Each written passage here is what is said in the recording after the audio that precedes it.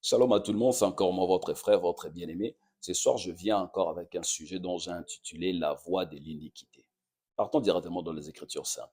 Nous sommes dans Romains chapitre 7, le verset 19, le verset 20 et le verset 23. La Bible dit ceci. En effet, je ne fais pas le bien que je veux, mais je fais au contraire le mal que je ne veux pas. Le verset 20, la Bible dit, Or, si je fais ce que je ne veux pas, ce n'est plus moi qui le fais, mais le péché qui habite en moi. Le verset 23, la Bible dit, mais je constate qu'il y a dans mes membres une autre loi. Elle lutte contre la loi de mon intelligence et me rend prisonnier de la loi du péché qui est dans mes membres. L'apôtre Paul avait pu remarquer qu'en lui, il y avait une autre loi. Prenons encore Romains chapitre 8, le verset 1. C'est un verset connu de plusieurs personnes. Il est dit ceci. Il y a donc maintenant aucune condamnation pour ceux qui sont en Jésus-Christ. En effet, la loi de l'esprit de vie en Jésus-Christ m'a affranchi de la loi du péché et de la mort. Amen. Maintenant, nous devons savoir que le péché dont l'apôtre Paul est en train de parler ici, c'est l'iniquité. L'iniquité qui est différente du péché qui est lié à nos actes et à nos actions, dont Romains chapitre 8, le verset 1 nous donne l'aperçu. Le péché dont Romain est en train de parler, c'est l'adultère, débauche, masturbation, mensonge, ivrognerie, etc. Amen. Maintenant, comme nous le savons tous, l'iniquité est un héritage. Ce sont des réalités présentes en nous qui imposent un embargo dans plusieurs domaines de nos vies.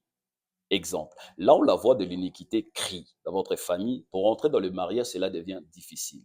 Là où la voix de l'iniquité crie dans votre vie, pour percer, progresser, cela devient difficile. Pourquoi? Parce qu'il y a une loi à travers la voix de l'iniquité. L'apôtre Paul avait pu remarquer qu'en lui, il y avait une loi qui le rendait prisonnier ou soit esclave de quelque chose. La loi, la loi qui était en lui dirigeait certainement sa vie. Alléluia. C'est-à-dire quoi? C'est-à-dire, nous sommes téléguidés ou soit télécommandés par une influence positive ou soit négative qui se trouve en nous. Cette influence nous dirige, commande à faire le mal dont on ne veut pas, être dans les endroits dont nous avons déjà eu à prendre la décision de ne plus y être, faire des choses dont nous n'avons plus envie de le faire. C'est-à-dire, vous avez déjà eu à prendre la décision, plusieurs fois même, abandonner le mal. Mais bizarrement, vous vous retrouvez toujours à faire le mal dont vous avez déjà eu à prendre la décision. Ça, c'est la voix de l'iniquité qui crie en vous. Alléluia. Je répète, lorsque vous êtes en train de faire quelque chose dont vous avez déjà eu à prendre la décision de ne plus le faire, laissez-moi vous dire qu'il y a une voix en vous, la voix de l'iniquité, crie à travers votre sang pour vous condamner, car vous êtes déjà condamné ou soit esclave du péché dont vous êtes en train de faire, de commettre à tout moment. Je ne sais pas si quelqu'un m'a saisi. Je répète, car cela est une loi. Cela est une loi qui se trouve en vous. Et cela émet des sons. Dans ton son, il y a une information. Dans votre son, j'insiste, il y a une information, il y a une instruction. D'ailleurs, la Bible nous dit ceci, que le son d'Abel avait crié. La question dont je me pose, le son d'Abel avait crié quoi? Peut-être, certainement, vengeance. C'était un son qui était monté vers l'Éternel. Le son d'Abel avait crié. Amen. La question dont il faudrait se poser à tout moment est de savoir, il y a quel type et quel genre des instructions ou soit des informations dans mon son. Côté paternel, côté maternel aussi. Car une personne est sortie ou soit née de deux lignées générationnelles. Côté paternel et côté maternel. Vous avez en vous de bagages génétiques de côté votre papa et de côté votre maman.